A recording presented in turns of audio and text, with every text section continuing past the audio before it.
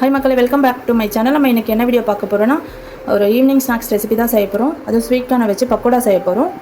அதுக்கு தேவையான இன்க்ரீடியன்ட்ஸ் என்னென்னு பார்த்தீங்கன்னா, ஒரு 1.5 ஸ்வீட் கார்ன் எடுத்திருக்கேன். கொஞ்சமாக கரம் மசாலா, சீரகப்பொடி, ப்ளஸ் ரெட் சில்லி, சால்ட், ஒரு 5-6 ஆனியனை குட்டி குட்டியாக கட் பண்ணி எடுத்து வச்சுருக்கேன்.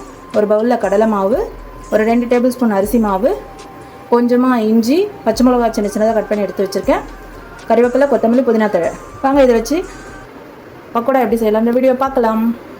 இந்த ஸ்வீட் கார்னை தனித்தனியாக உதுத்து எடுத்துக்கலாம். இந்த ஸ்வீட் கார்னை தனித்தனியாக உதுத்து எடுத்தாச்சு.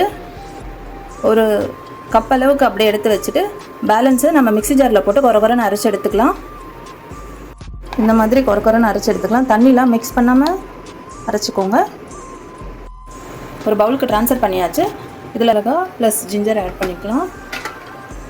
கட் பண்ணி வச்சுருக்க ஆனியனையும் மிக்ஸ் பண்ணிக்கலாம். இதை நல்லா கலரி எடுத்துக்கலாம்.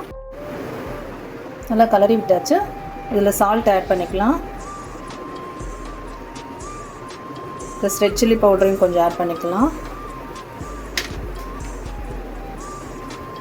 சீரகப்பொடி ஆட் பண்ணிக்கலாம். கரம் மசாலாவும் ஆட் பண்ணிக்கலாம். இதை நல்லா திரும்பவும் கலரி விட்டுக்கலாம். அரிசி மாவு எடுத்து வச்சுருக்கோம், அதை ஆட் பண்ணிக்கோங்க. ப்ளஸ் கடலை மாவையும் மிக்ஸ் பண்ணிக்கோங்க. இதை நல்லா கலரி விட்டுக்கலாம். இதில் இந்த கறிவேப்பிலை, கொத்தமல்லி, புதினா தழை எல்லாத்தையும் மிக்ஸ் பண்ணிக்கலாம்.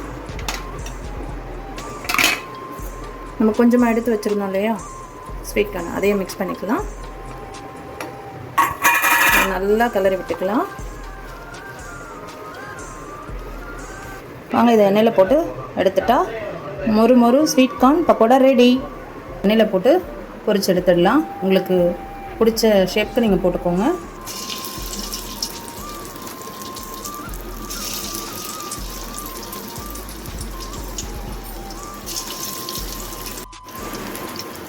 மீடியம் ஃப்ளேம்லேயே வச்சு ஃப்ரை பண்ணி எடுத்துக்கலாம்.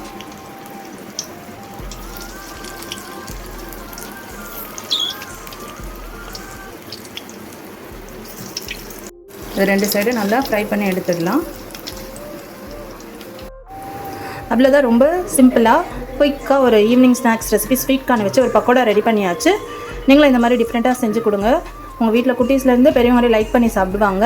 நீங்களும் ட்ரை பண்ணி பார்த்துட்டு எப்படி வந்ததுன்னு கமெண்ட் செக்ஷனில் கமெண்ட் பண்ணுங்கள். எங்கள் சேனல் லைக் பண்ணுங்கள், ஷேர் பண்ணுங்கள், சப்ஸ்கிரைப் பண்ணுங்கள். தேங்க்யூ.